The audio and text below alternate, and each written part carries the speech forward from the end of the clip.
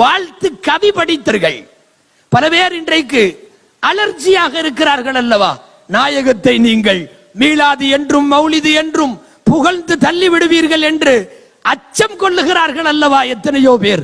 நான் அந்த இளைஞர்களுக்கு சொல்லுவேன், உலகம் இன்றளவும் நாயகத்தை புகழ்ந்ததும் இனி வருங்காலங்களில் புகழ இருப்பதும் ஒன்று இரண்டல்ல, மௌலிதுகளில் 1000 எழுதப்பட்டாலும் நாயகத்தின் புகழை நம்மால் குறைவாகத்தான் புகழ முடியுமே ஒழிய கமா ஹக்குஹு, அந்த நிறை மனிதரின் நிறைவுக்கு ஏற்ப நம்மாலே புகழ முடியாது.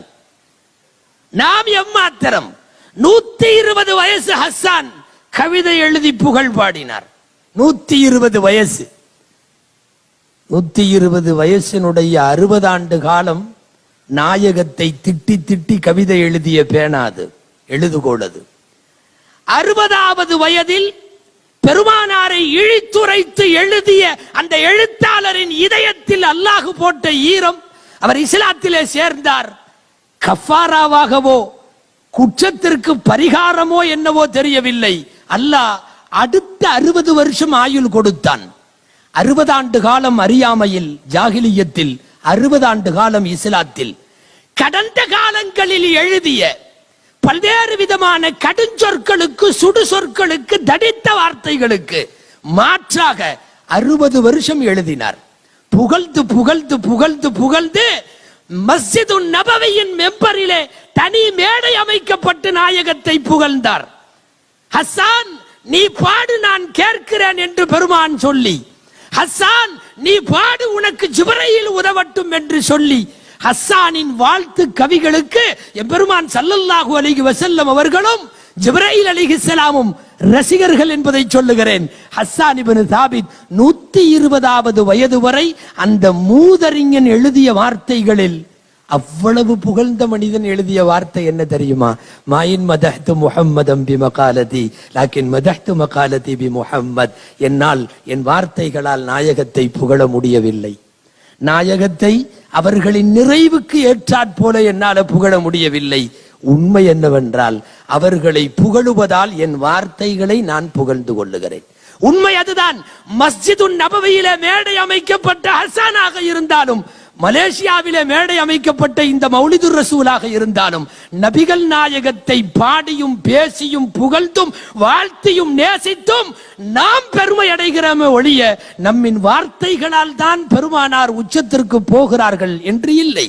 எனவே ஆயுள் முழுக்க புகழ்ந்தாலும் அருமை நாயகத்தை அவர்களின் தரத்திற்கு ஏற்ப நம்மாலே புகழ முடியாது.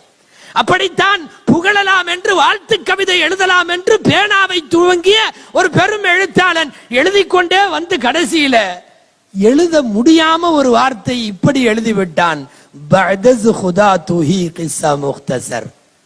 அட என்னத்தை எழுதுறது போங்க, அல்லாவுக்கு அப்புறம் நீங்க தான் போங்க அப்படின்னு முடிச்சுட்டான்.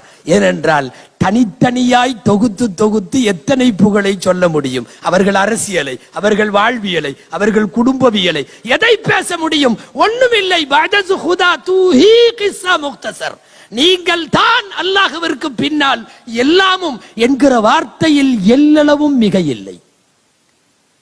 பெண்குலம் பெற்றவர்களில் உங்களை போல் யாரையும் பெறவில்லை, என் கண்கள் கண்டதில் உங்களை போல் அழகு வேறு யாரும் இல்லை.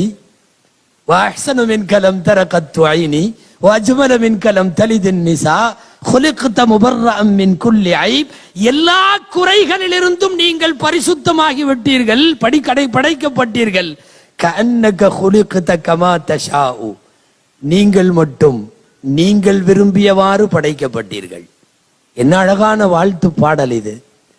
நபிகள் நாயகம் ஸல்லல்லாஹு அலைஹி வஸல்லமை உலகத்திலே வாழ்த்து எழுதிய கவிஞர்கள் யாரும் இன்னமும் நிறைவாக வாழ்த்து பாடவில்லை என்றிருக்கிற போது நம் அரைகுறை புகழையே தேவையா என்று சில பேர் விவாதம் நடத்துவது வேடிக்கையானது.